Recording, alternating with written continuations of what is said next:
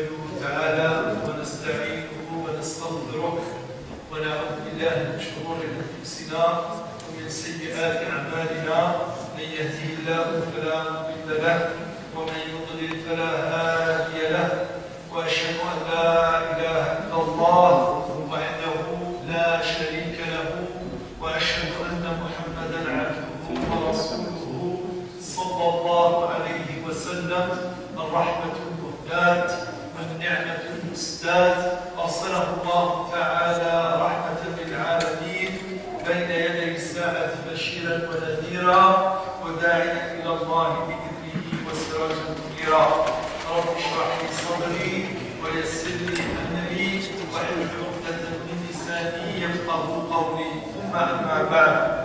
Donc d'abord je veux dire que je suis bien heureux d'être parmi vous. Je dirais salam alaikum wa rahmatullahi wa barakatuh. Et je vois que de plus en plus la mosquée est de plus en plus belle. Prenez soin d'elle. Et Inch'Allah Ta'ala, moi aussi je participe avec vous pour embellir cette mosquée par les occasions que j'ai d'être parmi vous pour renouveler donc le rappel des choses qui nous sont bénéfiques, qui nous sont utiles dans notre religion. Donc, comme il vous a été annoncé, donc, l'intervention d'aujourd'hui porte sur l'accueil du mois de Ramadan. Or, ce mois de Ramadan et le jeûne de ce mois de Ramadan, peut-être pour certains des rares, c'est le premier, le deuxième ou le troisième, et pour certains, ça fait le 10e, le 20e, le 30e ou le 40e mois de Ramadan qu'ils ont fait. Alors que pourtant sans cesse se renouveler cette question de comment accueillir ce mois de Ramadan. Je partirai d'un exemple simple, d'un exemple anodin que nous connaissons tous et que nous avons certainement, pour une bonne partie parmi nous, avoir déjà vécu. Et je vous dirai pourquoi je commencerai par cet exemple. C'est l'exemple d'un médecin, bien d'un patient qui va voir un médecin. Quand ce patient va voir le médecin, bien entendu, le médecin, une fois l'avoir ausculté, il va lui prescrire une ordonnance dans laquelle, bien entendu, il y a un ensemble de médicaments que le médecin va lui préciser la durée de cette prise de médicaments, les doses, le rythme, etc. Et il se peut qu'il lui dise, après avoir fini ce traitement, viens me voir pour une visite donc, de contrôle. À votre avis, lors de cette visite de contrôle, quelle sera la première question que le médecin va poser à ce patient? Qu'est-ce qu'il va lui dire? Il va lui dire probablement comment tu te sens, comment vas-tu? Pourquoi il lui pose cette question? Il lui pose cette question tout simplement parce que si ce patient est venu une première fois le voir, le consulter, c'est bien pour l'amener à une fin, à savoir la guérison. C'est pour cela qu'il lui a prescrit des médicaments. Admettons maintenant et supposons que la réponse de ce patient est par la négative. Il lui dira, par exemple, le patient, il dira que je me sens toujours mal, je ne me sens pas bien, je n'ai pas l'impression que ma situation s'est améliorée depuis la dernière fois. Bon, cette réponse du patient va bien entendu induire une interrogation du médecin. Le médecin va l'interroger, va lui poser une autre question. Quelle sera cette question que le médecin va lui poser à votre avis? Qu'est-ce qu'il va lui dire le médecin? Parce qu'il a prescrit le médicament. Tout à fait. Il va lui dire, est-ce que tu as bien suivi le traitement que je t'ai prescrit? Il dit l'ordonnance, est-ce que tu as fini ton traitement? Est-ce que tu as respecté la posologie des médicaments? Pour quelle raison il pose cette question? Pour quelle raison? Parce qu'enfin, tout simplement, parce qu'il y a un lien important entre la prise des médicaments et la guérison. Il y a des moyens et il y a des finalités. Il y a des moyens et il y a des finalités. Et ça, c'est un point fondamental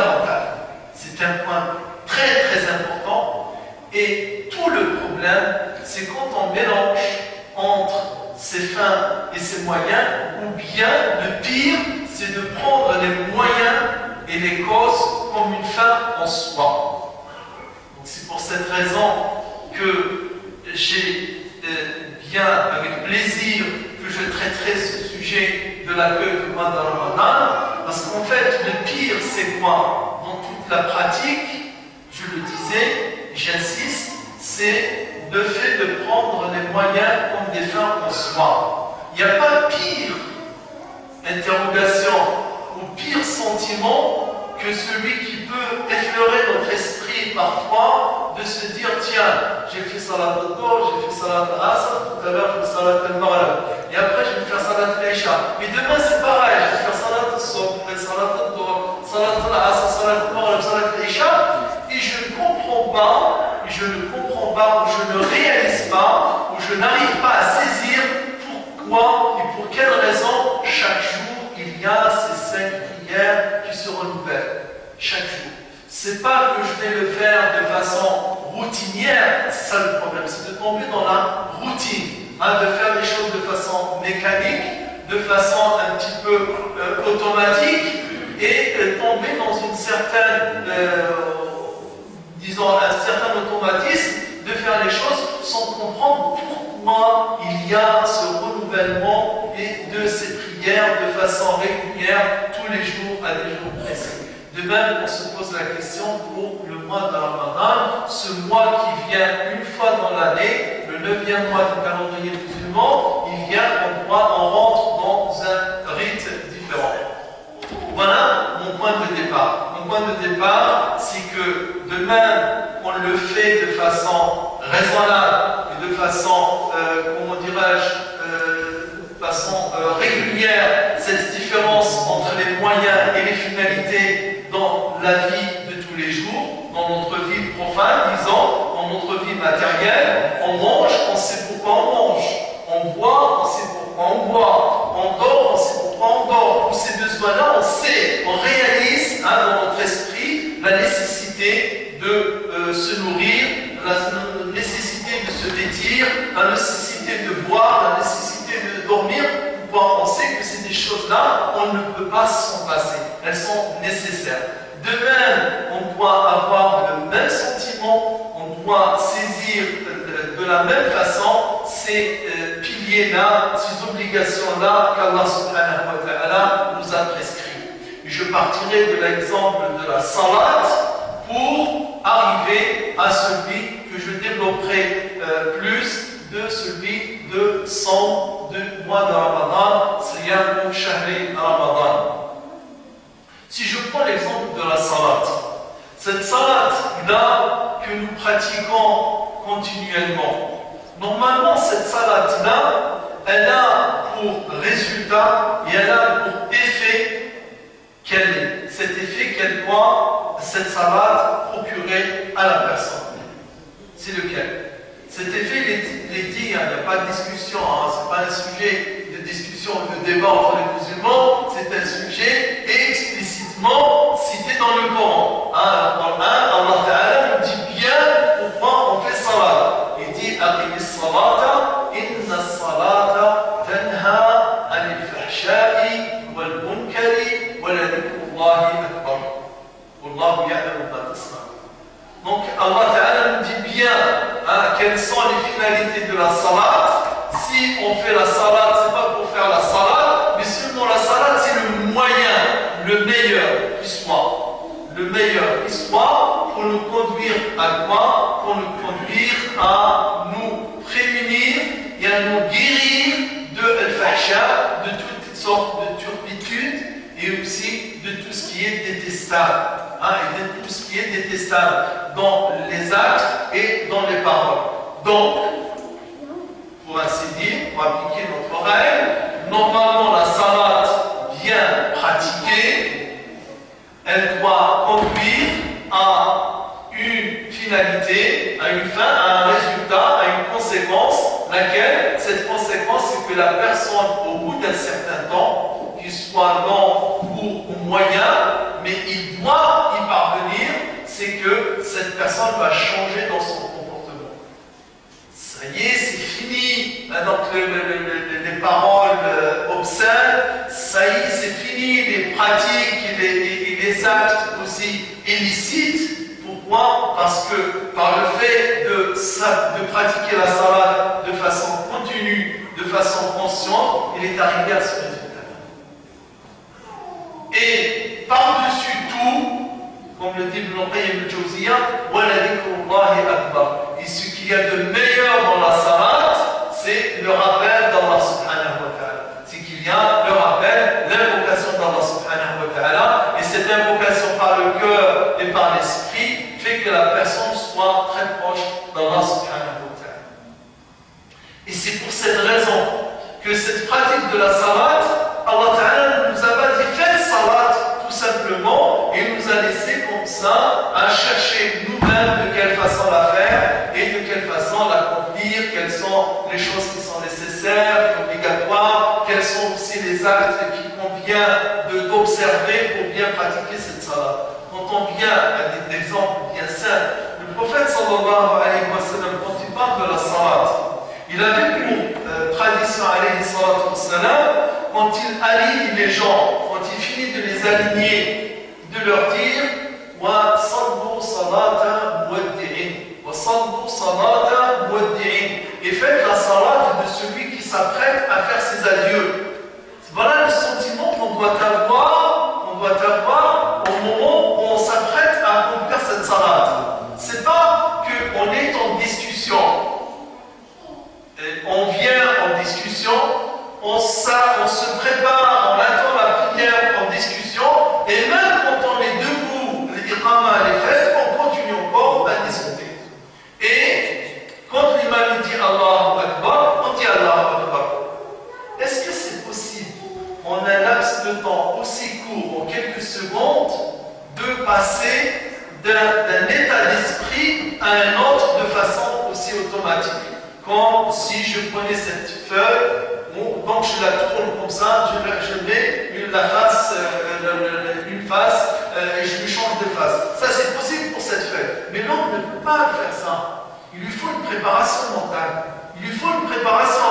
Pour entrer dans l'esprit de la salat, il faut s'y préparer. Il faut s'y préparer à l'avance. Et c'est pour cette raison que le prophète sallallahu alayhi wa sallam, il dit dans le hadith, إذا سمعتم المؤذن أو إذا أتيتم الصلاة فأتوها وعليكم الوقار والسكينة فما أدركتم فصلوا وما فاتكم فأتموا. Là, par exemple, une des dispositions quand on s'apprête, quand on vient pour la mosquée, si je regarde ma montre et je pense que je suis en retard, c'est pas une raison pour presser le pas et encore moins pour courir. Le prophète nous dit, quand vous venez faire la salat, vous venez à la mosquée pour faire la salat, venez alors que vous êtes venez en une démarche, c'est-à-dire dans une cadence sereine, et venez tranquillement. Ce que vous allez attraper avec l'imam, ce que vous allez faire avec lui, faites-le avec lui, et ce sur quoi il vous a devancé, rattrapez-le. Pourquoi ça? Parce que la personne, s'il vient au courant, il vient, il est dans le rang, il fait Allahu Akbar, alors qu'est-ce qu'il va faire? Il va se concentrer ou il va gérer son souffle? Parce qu'il faut gérer ce souffle pour se retrouver un rythme, disons, cardiaque et un rythme de souffle normal. Quand on court, on est forcément essoufflé, et quand on est essoufflé, on est déconcentré, n'est-ce pas? Donc ça, c'est un exemple parmi d'autres. Le prophète sallallahu alayhi wa sallam, dans un autre hadith, il nous dit que la personne ne fait pas salat, la salata, il dit sallallahu alayhi wa sallam, la salata li hadrati ta'am, wala wa huwa yudafa wa yudafi'uhu al-akhbathan. Il dit que la personne ne fait pas salat alors qu'elle s'apprête à manger. Par exemple, à table, donc la table elle est prête. Et attends, je vais faire salat et je reviens manger. La table elle est prête.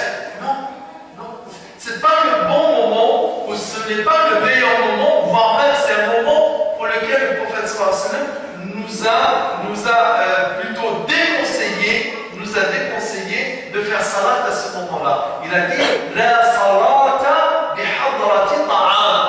La salata bi hadrati ta'am. Donc parce que la personne, elle aura certainement l'esprit un peu partagé entre sa prière et aussi pour aller manger. Est-ce qu'il sera toujours chaud? Est-ce que ceci? Est-ce que cela? Donc là, c'est l'exemple anodin, n'est-ce pas? Et aussi, wala wa huwa yudafi'uhu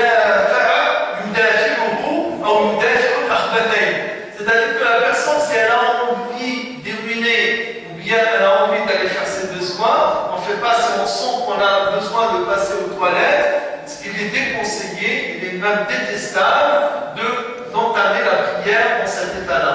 Il faut d'abord aller se soulager, d'accord, refaire ses ablutions et ensuite venir faire sa salat. Pourquoi?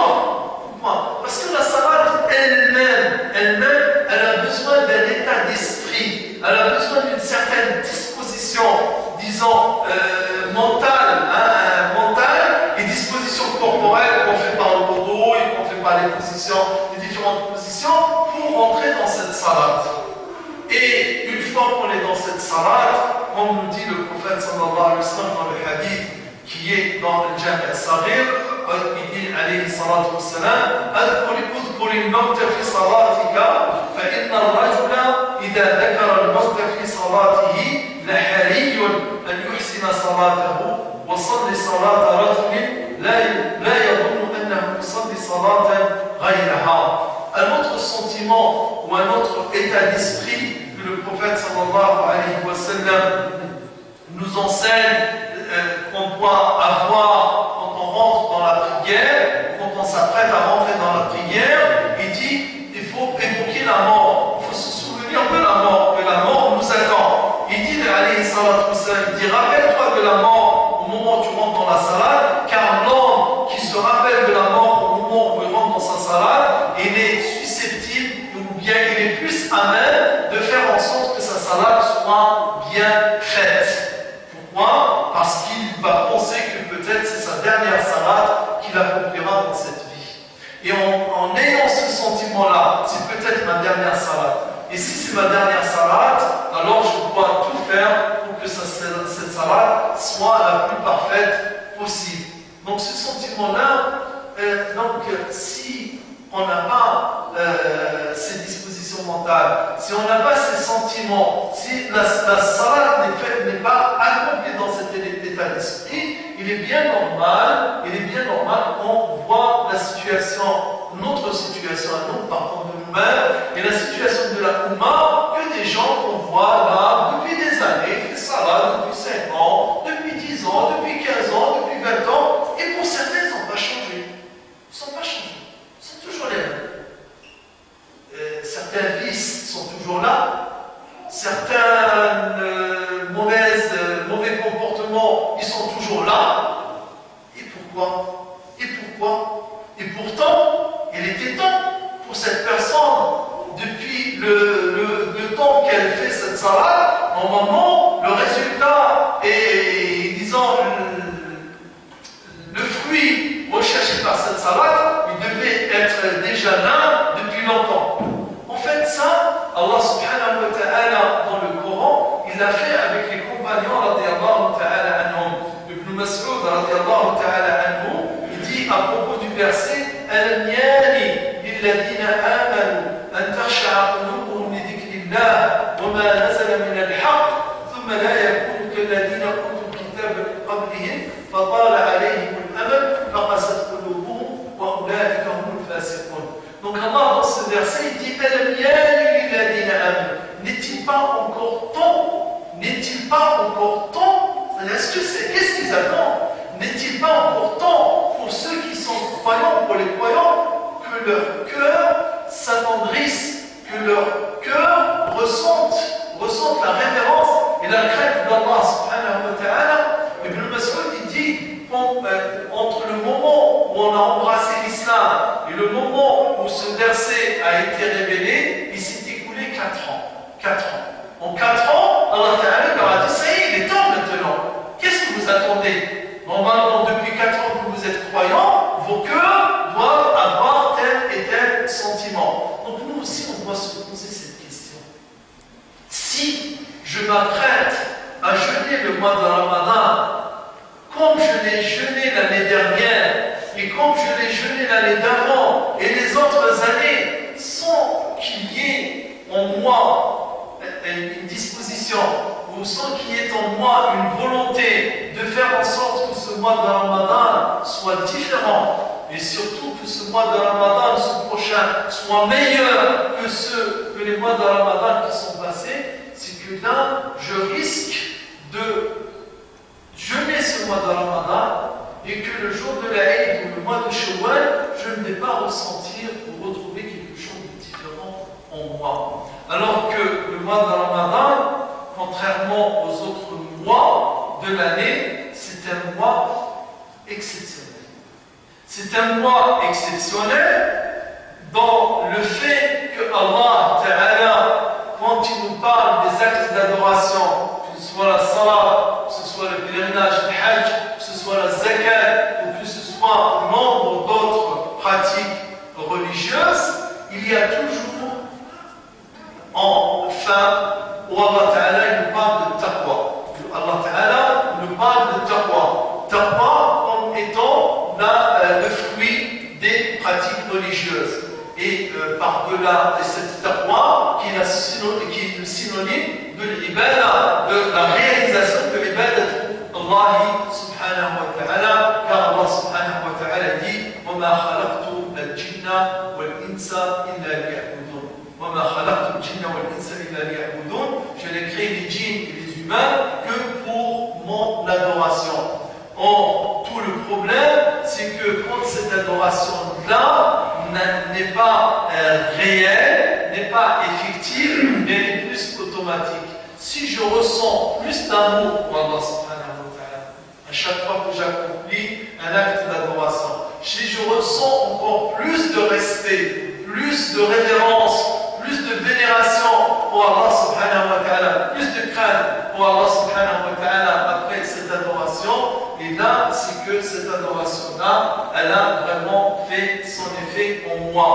Mais s'il n'y a pas cela, s'il n'y a pas l'amour qui a augmenté, et s'il n'y a pas la crainte qui a augmenté, c'est que là, je suis en train de tourner dans un cercle vicieux. Je le fais du surplace, comme on dit. Je fais du surplace, comme on dit, alors que la personne, elle doit normalement avancer.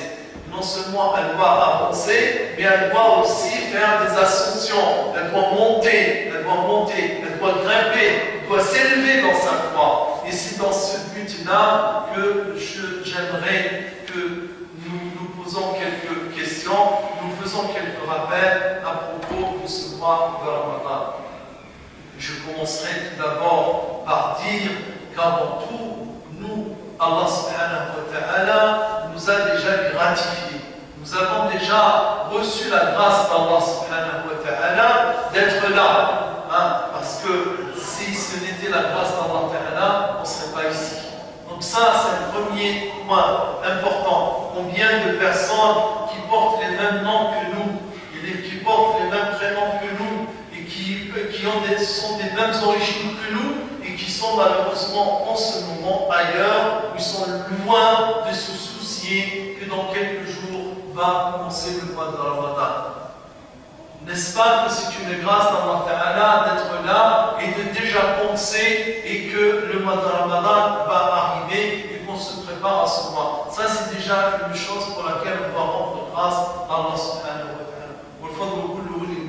C'est par Allah Ta'ala qu'il y a cette hidayah et par Allah Subhanahu wa Ta'ala qu'il y a cette volonté de bien faire et de mieux faire. Ça, c'est une première chose. Une deuxième chose, le prophète sallallahu alayhi wa sallam, quand arrivait le mois de Ramadan, il avait pour tradition alayhi salatu wa sallam de l'annoncer aux musulmans, de l'annoncer. Il disait dans les hadiths, ils sont nombreux, Atakum shahr Ramadan, Atakum shahr Ramadan, shahrun mubarak, faradallahu alaykum siyamahu. Donc le prophète sallallahu alayhi wa sallam, donc il avait cette tradition d'annoncer à ses compagnons l'arrivée du mois de Ramadan. Pourquoi? Pour se préparer à ce mois. Parce qu'il ne le disait pas pour le mois de Sha'ban, il ne le disait pas pour le mois de Rajab, pour Rabi' al-Awwal, pour Rabi' al-Thani, mais pour le mois de Ramadan, il disait voilà le mois de Ramadan qui approche. Voilà le mois de Ramadan qui arrive, un mois béni, lequel Allah subhanahu, pendant lequel Allah ta'ala, durant lequel Allah vous a prescrit son jeûne. Les portes du paradis sont ouvertes et les portes de l'enfer sont fermées. Et les rebelles parmi les shayatines sont scellés, sont enchaînés.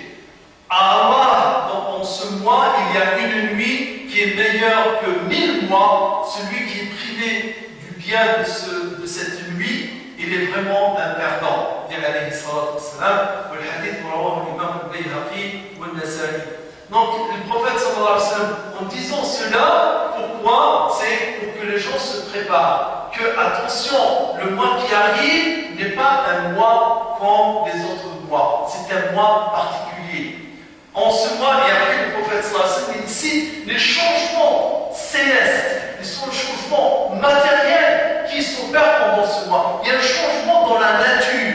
Les portes de paradis, toutes les portes s'ouvrent pendant ce mois. C'est un changement réel qui s'opère. Les portes du paradis sont ouvertes. Et les portes de l'enfer sont fermées. Et les shayatins sont scellés, sont enchaînés. Donc il y a ce changement-là qui s'opère. Alors pourquoi toi, tu ne te prépares pas à faire un changement dans ton comportement, à faire un changement dans ta préparation mentale et dans ta préparation spirituelle. Donc c'est ainsi pour Allah Ta'ala, il attire notre attention pour ces changements-là, pour nous dire attention, c'est un moment propice. C'est un moment propice. Et à ce propos, je citerai ce que dit l'imam Ibn Rajab al-Hanbali dans ce hadith. Il dit, rahmatullahi alayhi, هذا الحديث, le hadith qu'on vient de citer, أصل في تهنئة الناس بعضهم بعضا بشهر رمضان. Il dit que ce hadith-là est une référence fondamentale pour montrer qu'il sied aux musulmans d'annoncer la bonne nouvelle les uns aux autres à l'arrivée du mois de Ramadan. Comme si, heureux toi mon frère, heureux toi ma sœur, d'être là, vivante avec toute ta santé et qui te prépare à recevoir le mois de Ramadan. C'est une chose très importante qui va t'arriver dans les jours qui viennent. On se félicite les uns les autres et on se congratule les uns les autres pour cette situation, à savoir qu'on est là, on est musulmans et qu'on se prépare à accueillir le mois de Ramadan. Pour quelle raison? Il nous l'explique Ibn Rajab al-Hanbali rahmatullahi alayhi.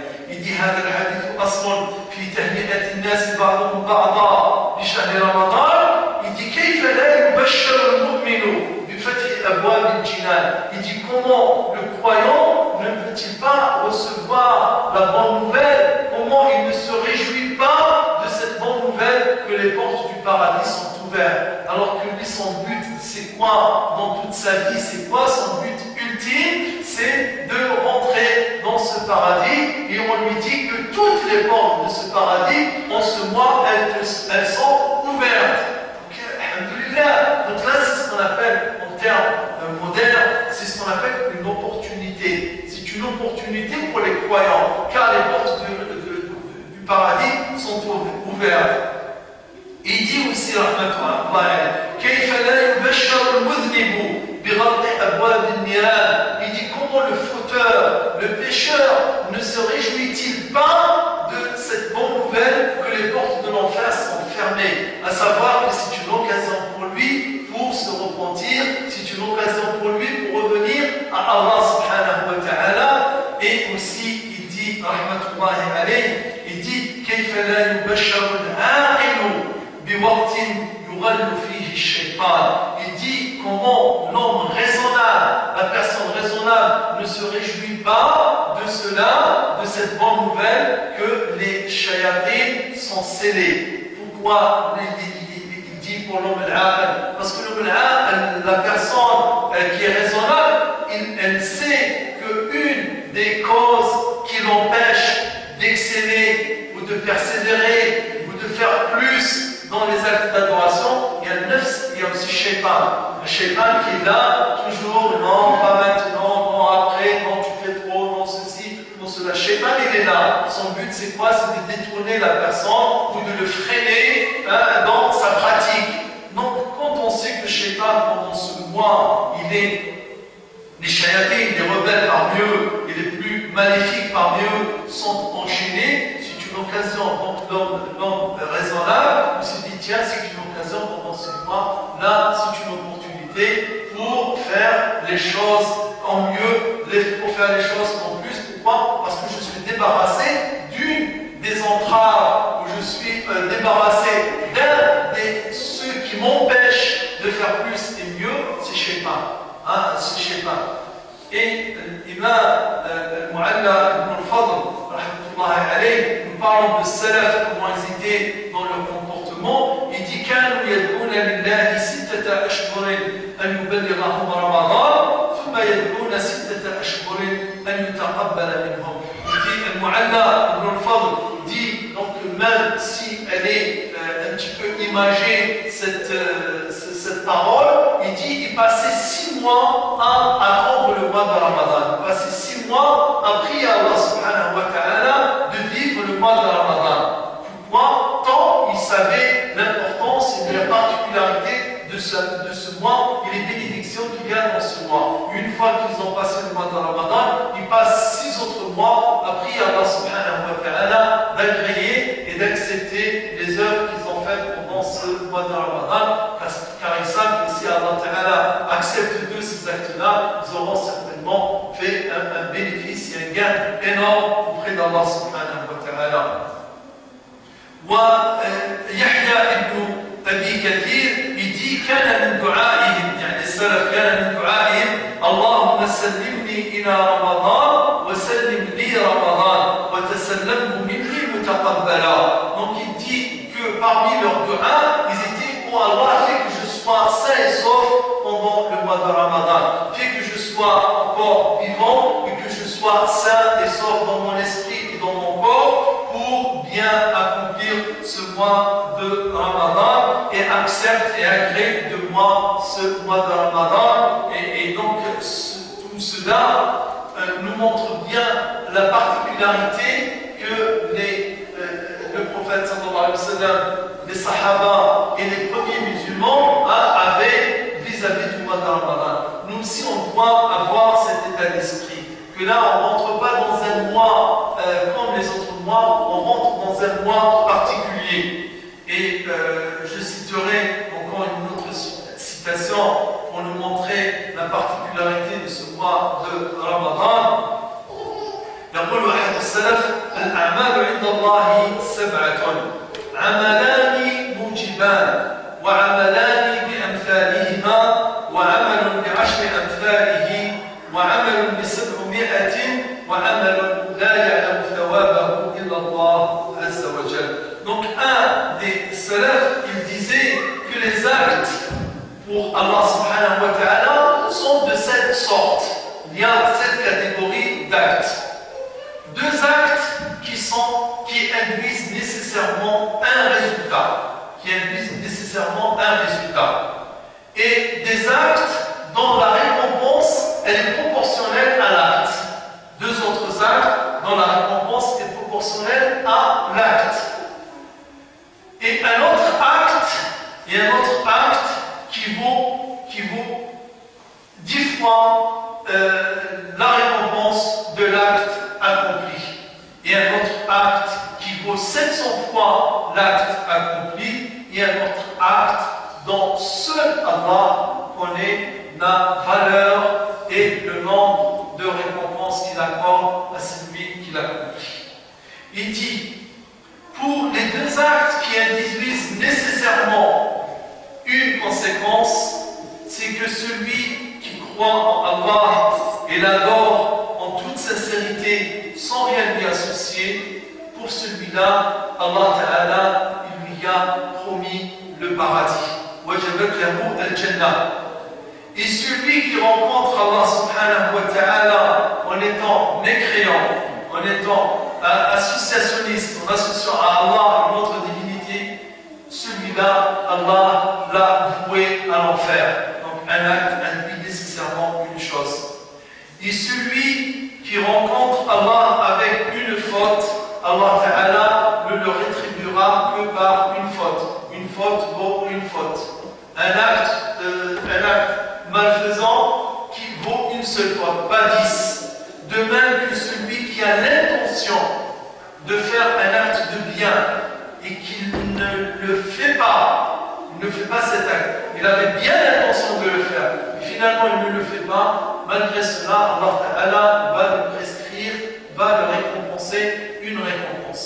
Donc voilà, ça fait 4.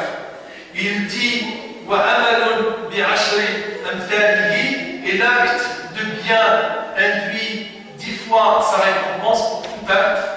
Quand on fait subhanallah, on a 10 récompenses. Quand on on dit Allahumma salli ala Muhammad, il y a 10 salats qui sont faites pour nous, et quand on fait une salade, ces 10 salades qui sont comptées, tous les actes de bien sont multipliés par 10. Et l'acte qui est multiplié par 700 fois, c'est l'aumône.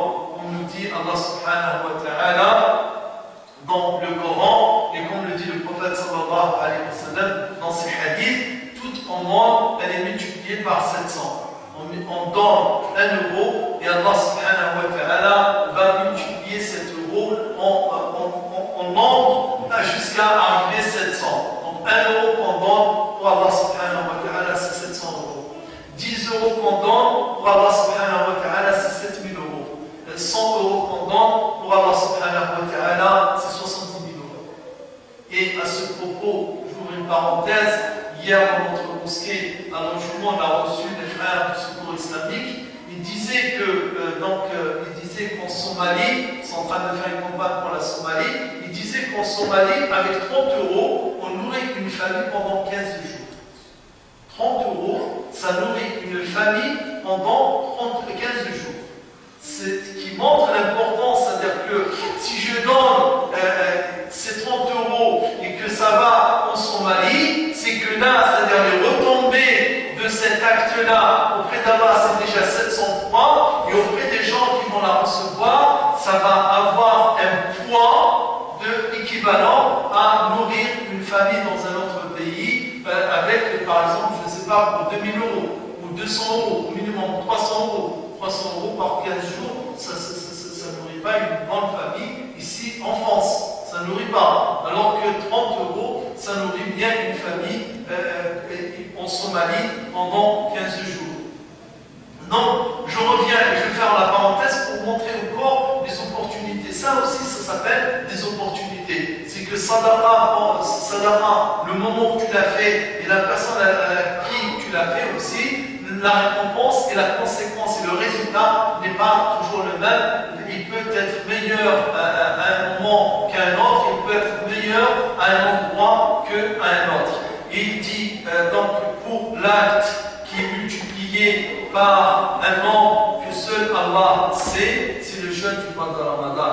C'est le jeûne du mois de Ramadan que le prophète sallallahu alayhi wa sallam dit dans le hadith qui est rapporté par l'imam Muslim: كل عمل ابن آدم يضاعف الحسنة بعشر أمثالها إلى 700 ضعف قال الله تعالى إلا الصوم فإنه لي وأنا أجزي به يدع شهوته وطعامه من أجلي.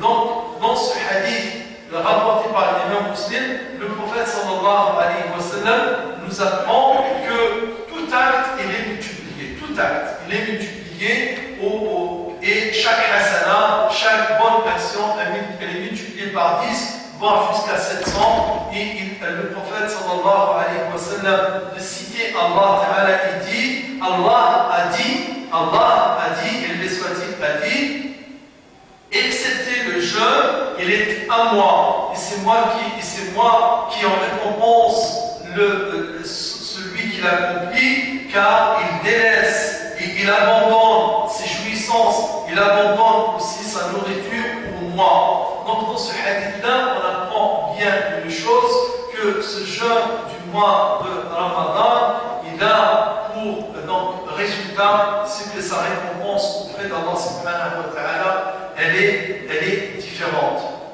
Je cite cela pour quelle raison?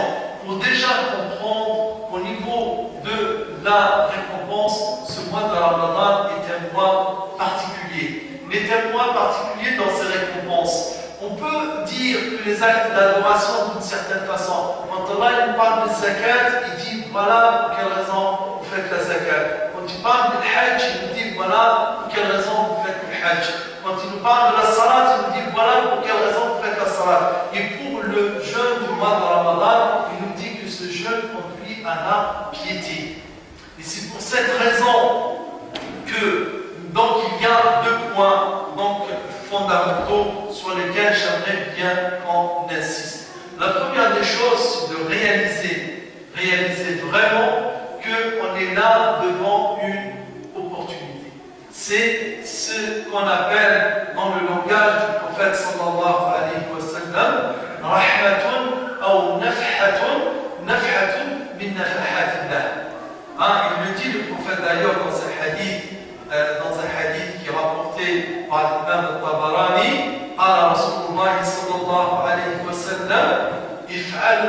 الخير دهركم افعلوا الخير دهركم وتعرضوا لنفحات رحمة الله فإن لله نفحات من رحمته يصيب بها من يشاء من عباده.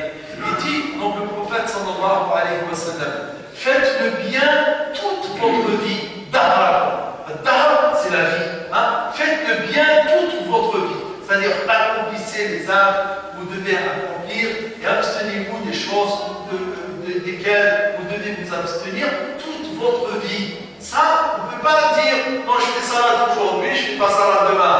Hein, ou bien je ne mens pas aujourd'hui, je ne vole pas aujourd'hui, je ne triche pas aujourd'hui, mais je me fais une dérogation. La semaine prochaine, je me prends une heure, je me prends un jour dans lequel je ne fais pas salade, je peux mentir, je peux voler, je peux tricher. Non, non, ça c'est une vie, c'est un choix, on l'a fait, dans toute notre vie, on fait ces choses-là parce qu'on sait que ce sont des choses qui sont nécessaires, comme il nous est nécessaire de respirer cet air, et comme il nous est respiré quand on a soif de boire, et quand on a aussi faim de manger, et aussi quand on a besoin de dormir après un certain temps, on doit dormir même si on prolonge le temps, mais on ne peut pas faire ça pendant 3 jours, on peut faire 24 heures sans dormir parce qu'on a une tâche à finir, etc. Au bout du 3e jour, qu'on le veuille ou non, on est épuisé, et on doit dormir ne serait-ce que quelques heures ou quelques dizaines de minutes pour reprendre ses forces. Donc on doit le sentir comme cela. Et c'est pour ça que le prophète sallallahu alayhi wa sallam nous dit If'alul khayra dahrakum. Faites le bien toute votre vie. Wa ta'arradu li nafahatillah. Et exposez-vous aux faveurs et aux cadeaux d'Allah. Nafaha, on peut la traduire en français par une faveur. Quelque chose qui est accordé en bloc. Hein, des choses peuvent nous être accordées, des bénédictions, des grâces et des bienfaits qui nous sont accordés par Allah Ta'ala de façon prolongée, de façon parcimonieuse, hein, par petites doses. Et il y a aussi, parfois, Allah Ta'ala nous accorde des faveurs et des cadeaux qui sont comme ça, donnés comme ça de façon d'emblée, en un seul coup, d'un seul coup. Et c'est pour cette raison qu'on appelle ça nafahat, hein, les cadeaux et les faveurs d'Allah. Donc le prophète sallallahu alayhi wa sallam nous dit wa ta'arradu li nafahati rahmatillah. Exposez-vous ou bien mettez-vous dans une disposition favorable pour accueillir ces faveurs et ces cadeaux d'Allah Ta'ala. Car Allah a des faveurs. فَإِنَّ لِلَّهِ نَفَحَاتٌ مِنْ رَحْمَتِهِ. Car Allah Ta'ala il a des nafahat, il a des faveurs et des cadeaux qu'il accorde de par sa miséricorde. Elle touche ces faveurs-là et ces cadeaux-là atteignent ou parviennent chez qui il veut parmi ses adorateurs. Donc faisons en sorte qu'on soit parmi ceux qui méritent, parce que c'est un mérite. Si on ne le fait pas, si on ne fait rien de nous-mêmes, on passe à côté. On passe à côté. Le cadeau, il est là, la faveur, elle est là, mais on n'arrivera pas à la saisir, on n'arrivera pas à la digérer, donc il y a à se l'approprier. Pourquoi? Parce qu'on n'était pas en bonne disposition pour cela. Donc c'est de cela dont il est question. D'avoir cet état d'esprit, de comprendre qu'on est là devant une faveur, on est là, on s'apprête à rentrer dans un mois qui est une école. Le Ramadan, le mois de Ramadan, c'est une école, à savoir que j'apprends des choses, que je suis en meilleure disposition pour les apprendre durant ce mois. Je m'apprête à m'exercer et à apprendre à maîtriser certaines choses que je suis en meilleure position pendant ce mois que durant les autres mois. Par exemple, le prophète sallallahu alayhi wa sallam, parlant du mois de Ramadan, il dit من لم يدع قول الزور والعمل به فليس لله حاجة في أن يدع طعامه وشرابه. C'est ça. Il dit que celui qui ne s'abstient pas ou qui n'arrête pas de proférer les paroles d'accusation à tort, hein, ou bien de témoignage à tort contre quelqu'un, ou bien de mettre en pratique cela, Allah n'a que faire que cette personne jeûne. Ou bien Allah n'a que faire que cette personne s'abstienne de manger et de boire. Cela signifie que on ne peut pas jeûner et continuer à parler, faire la médisance ou bien faire la fabulation sur les autres. C'est incompatible. Le jeûne et la médisance et la fabulation sont incompatibles. D'un point où le prophète sallallahu alayhi wa sallam dit Comme min sa'imin, laysa lahu min siyamihi illa al-ju' wal-'atash. Wa kam min qa'imin, laysa lahu min qiyamihi illa as-sahar wa-ta'am. Combien de personnes jeûnent alors qu'il n'a de récompense de son jeûne et qu'il ne tire de son jeûne que la soif et la faim. Pourquoi? Parce qu'il n'a pas jeûné comme il se doit, il n'a pas fait l'effort du tout de parler des gens. Donc ça, c'est une première des choses. Une première des choses, c'est que la personne doit se dire que pendant tout ce mois, je ne dois citer personne en son absence sur un point que cette personne déteste que j'évoque de lui. C'est simple. Pendant tout le mois de Ramadan, je ne citerai personne dans son absence. Est-ce qu'on peut le faire ou non? C'est difficile, mais on doit le faire. Mais on doit le faire. On doit le faire. C'est pas facile. Mais on doit le faire. Pourquoi? Parce que c'est incompatible avec le jeûne. Et si on s'exerce pendant un mois à faire cela, on sera plus à même après ce mois à pouvoir se maîtriser. Parce que, faut dire, on aime bien parler des gens. On aime bien parler des gens. Et là, l'erreur aussi qu'on pense, c'est que évoquer quelqu'un en son absence dans quelque chose qu'il a est permis. Non. Toute chose que ton frère déteste, que tu évoques de lui, tu ne dois pas l'évoquer. Il a une langue barbe. S'il n'a pas qu'on le dise qu'il a une langue barbe, il n'a pas de barbe. Il est gros, il est fin, il est petit, il est ceci, il est cela. Même si c'est quelque chose qui est en lui, c'est réel. Mais s'il n'aime pas qu'on parle de ça de lui, il le déteste, on ne doit pas le citer. C'est ça vraiment en fait. C'est pas de traiter quelqu'un de ce qu'il n'a pas. Ça s'appelle la fabulation. C'est pas la médisance, c'est la fabulation. C'est le boutin. Le prophète sallallahu alayhi wa sallam, il a posé une fois une question au Sahaba, il leur a dit Atidrouna min al-ghayba. Connaissez-vous, savez-vous ce qu'est la médisance? Ils ont dit Allah wa rasuluhu alam. Ils ont dit seul Allah et son messager le savent. Il a dit Al-ghaybatu dhikruka akhaka bima yakra. La médisance, c'est le fait d'évoquer ton frère ou de citer son frère sur un point qu'il déteste. Et un des compagnons pose la question Ya Rasulallah, ara'ayta in kana fi akhi ma aqul? Il lui a dit mon messager, même si ce que j'ai évoqué, c'est vrai, il est là, il a dit in kana fihi ma taqul faqad aghtabta. S'il y a vraiment ça en lui, il mange beaucoup. Il dort beaucoup, il fait ceci, il vient toujours en retard, il crie, il fait ceci. Il dit même s'il y a en lui ce que tu as cité, c'est vraiment une chose qu'il y a en lui, là tu l'auras médit, tu as médité sur lui. Et s'il n'y a pas cette chose-là, c'est que tu l'as fabulé. Tu l'as fabulé sur lui, c'est que tu l'as traité de quelque chose qu'il n'y a pas en lui. Donc ça c'est la première chose qu'on doit faire.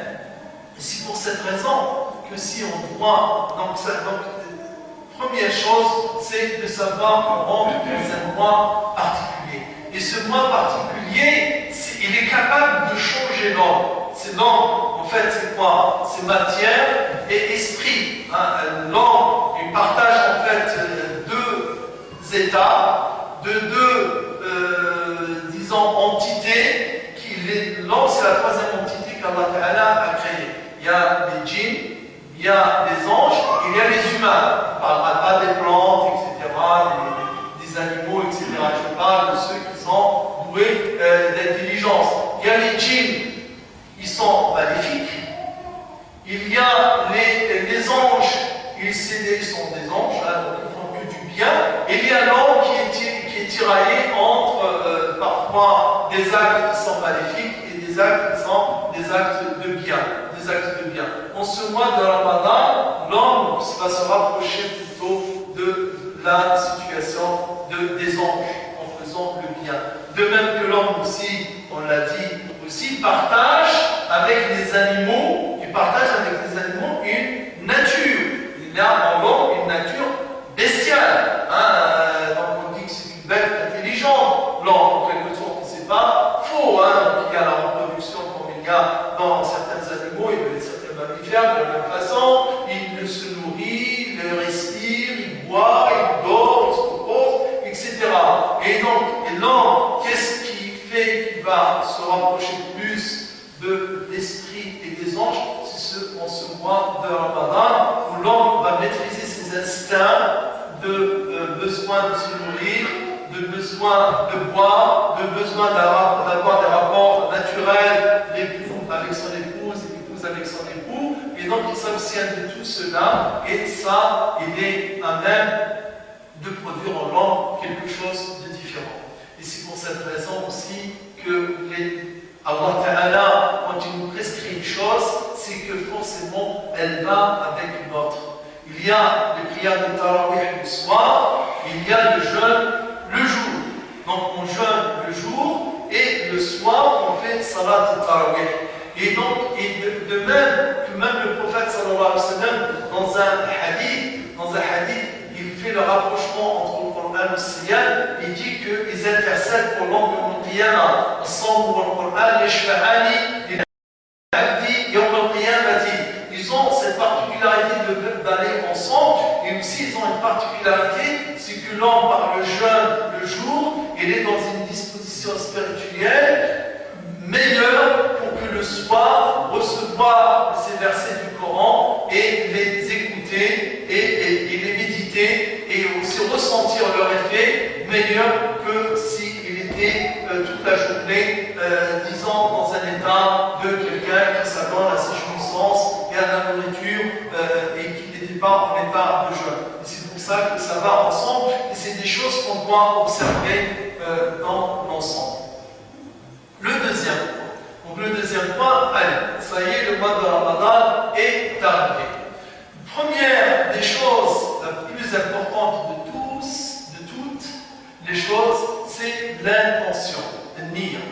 Le niya, c'est cette intention que l'homme a. Donc si je me dis 2011, ce mois de Ramadan qui va commencer le lundi, Inch'Allah, par exemple, donc je me dis qu'à partir de lundi, je rentre dans le mois de Ramadan, j'ai devant moi 29 ou 30 jours.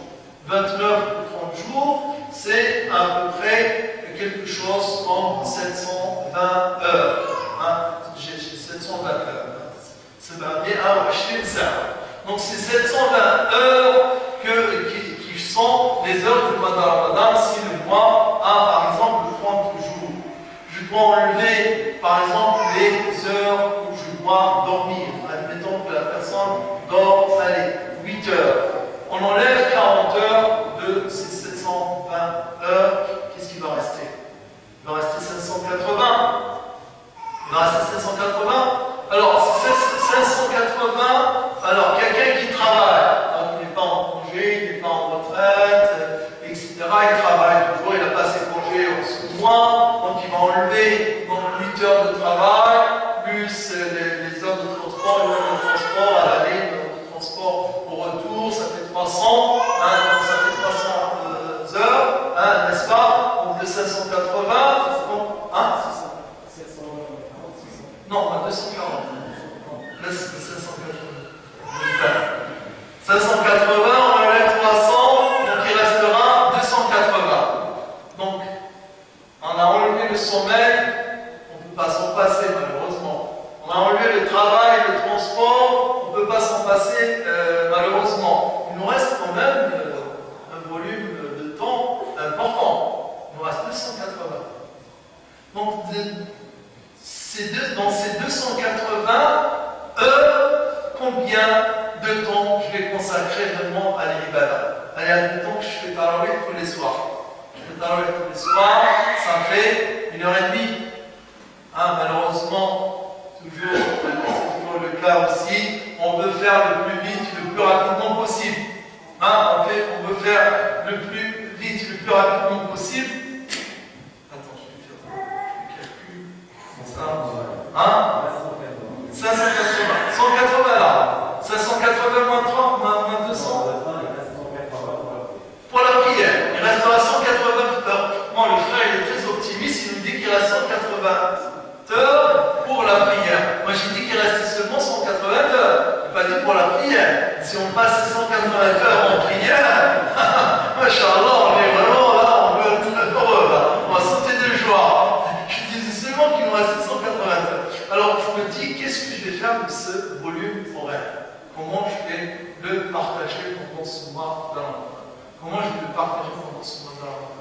C'est parce que si je dois tirer vraiment, je ne dis pas que pendant le travail, je ne tire pas profit du mois de Ramadan. Travailler en état de jeûne, on est dans l'ibada, parce que là, on est dans l'ibada. C'est vraiment une ibada constante au mois de Ramadan. Même quand on ne fait rien, je suis comptable, je suis en train de faire mes calculs, mais je suis en état de jeûne, donc je suis dans une ibada. Donc je suis dans une ibada, il y a la récompense. Même si je suis, je ne sais pas, soudeur, je fais maçon, je fais ce que je fais comme travail, je suis dans une ibada. Je parle de vraiment le volume horaire qui me reste.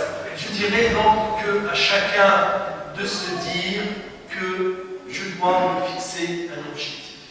Et cet objectif, il doit être qualitatif et quantitatif. Qualitatif dans le sens où je dois me sentir meilleur, je dois faire en sorte que le mois de Ramadan, que je le vive mieux, celui de cette année, que le mois de Ramadan de l'année dernière. Et que à la fin du mois de Ramadan, je me sentirai mieux à la fin de ce mois de Ramadan que je me suis senti au mois de Ramadan de l'année dernière. Ça, c'est ce qu'on appelle un objectif qualitatif.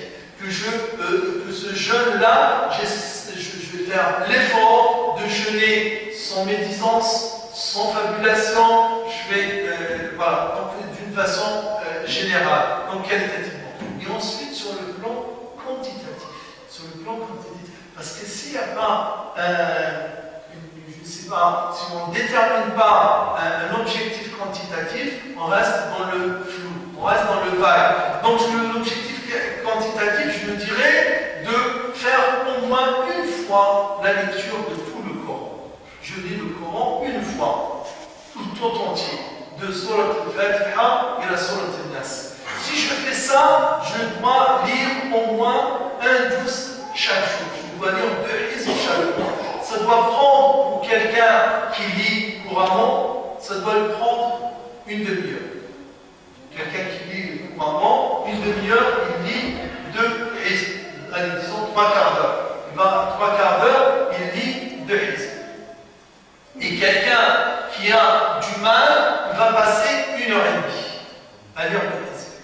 Et rassurez-vous, et je vous le promets, que si vous faites ça le soir, tarawih, ça n'a pas du tout le même effet.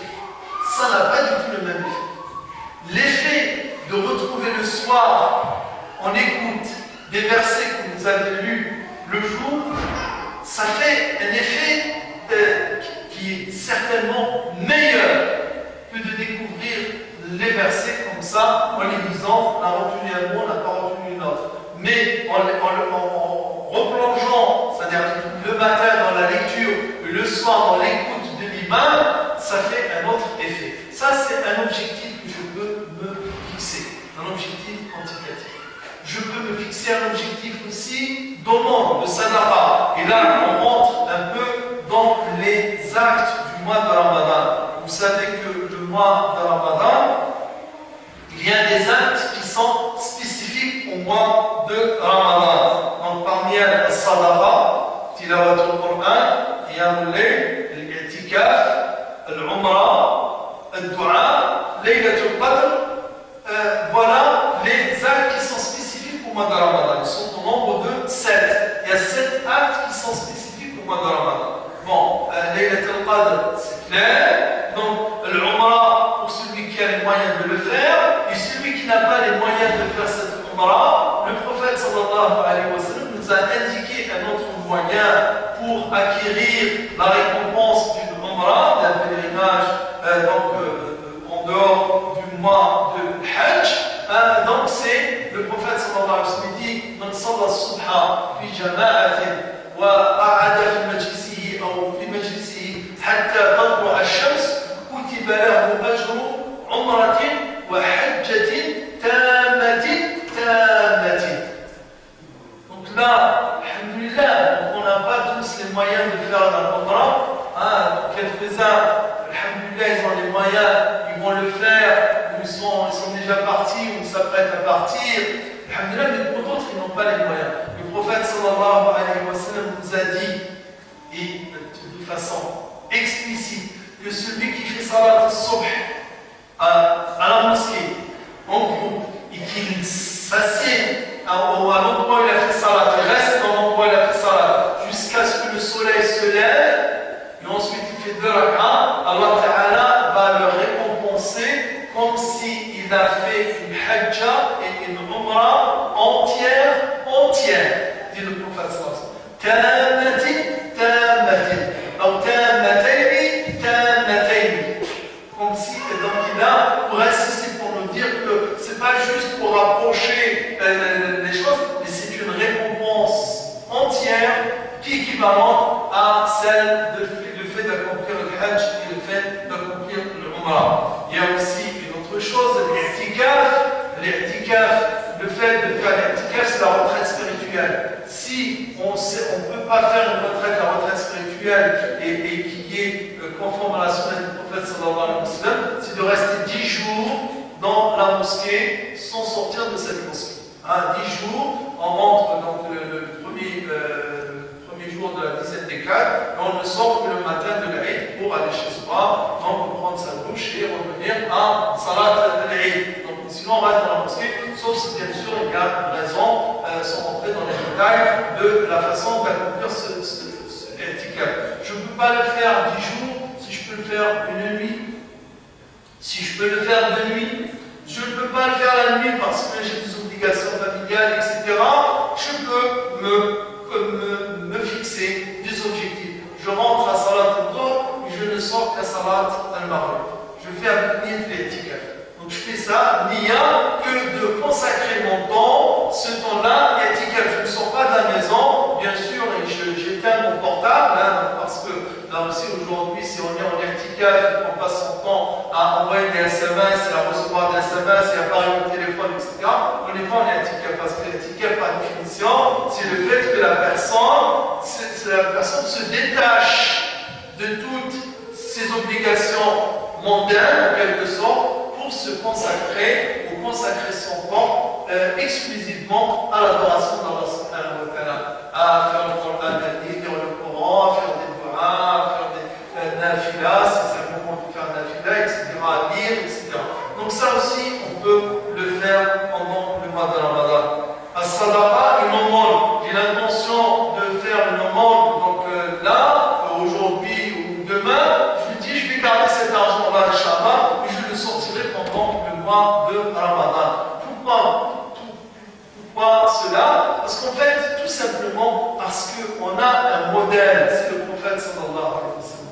Et le prophète sallallahu alayhi wa sallam, quand on nous dit Aïcha et les autres épouses du prophète sallallahu alayhi wa sallam, كان رسول الله صلى الله عليه وسلم يجتهد في رمضان ما لا يجتهد في غيره. Et donc le prophète sallallahu alayhi wa sallam excellait et faisait plus pendant le mois de Ramadan ce qu'il ne faisait pas pendant les autres jours de l'année. C'est-à-dire que pendant le mois de Ramadan, on doit se fixer des objectifs pour donc pour faire mieux, non seulement mieux, mais pour faire plus. Donc aussi de se dire que je dois faire qiyam salat al-tarawih et aussi d'organiser mon temps pour pouvoir les faire tous les soirs. Savoir que c'est un moment de dua. Si je connais beaucoup de dua, c'est bon, mais sinon d'ores et déjà je dois me procurer un livre des dua, un livre de dua authentique comme la citadelle des musulmans par exemple, et je dois l'avoir sur moi. C'est quoi, c'est 1 euro, je sais pas qui coûte ce livre, 2 €, Bon, 2,50 €, alhamdoulilah, c'est un investissement qui n'est pas onéreux, hein, donc il est faisable. Donc je fais un investissement dans ce livre-là, la citadelle des musulmans, pour avoir ce livre qui est un trésor riche en invocations et en dhikr, adhkar et l'ad'iyah du prophète sallallahu alayhi wa sallam, pour avoir les meilleurs moyens, les meilleurs du'as pour prier et faire le du'a d'Allah subhanahu wa ta'ala. Et pour le Coran, donc je l'avais dit tout à l'heure, le prophète sallallahu alayhi wa sallam, il récitait tous les soirs le Coran avec Jibril alayhi salam. Et l'année où il est mort, le prophète sallallahu alayhi wa sallam, il a récité 2 fois le Coran en entier sur Jibril alayhi salam. Et donc, les salaf, l'imam Malik, rahimahullah, c'est un imam, il venait de partout. Il partait du nord, de l'Afrique du Nord, il partait du sud de l'Irak, il partait de toutes les contrées du monde musulman de l'époque pour aller les questionner et assister à ces cours. Et pendant le mois de Ramadan, l'imam Malik, il ne faisait pas des questions-réponses, des assises pour des questions-réponses, il faisait que la lecture du Coran et l'enseignement du Coran, parce que le mois de Ramadan, c'est le mois du Coran. Et c'est pour cette raison aussi que quelqu'un aussi doit se fixer comme un objectif de lire un tafsir du Coran,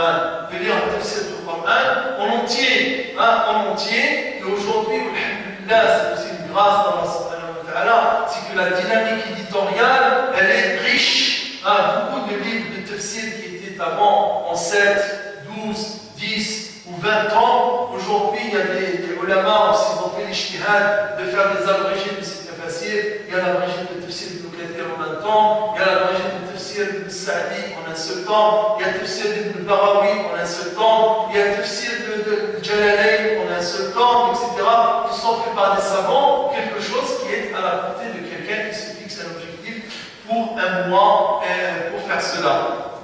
Donc voilà donc des objectifs précis qu'on doit se définir pour entamer et accueillir ce mois d'une façon particulière et pour pouvoir le vivre de façon particulière, sans parler du reste, bien sûr, de connaître les enseignements concernant le jeûne du mois de Ramadan pour le jeûner le plus proche du prophète sallallahu alayhi wa sallam. Pour résumer, donc 3 points après tout ce qu'on a dit.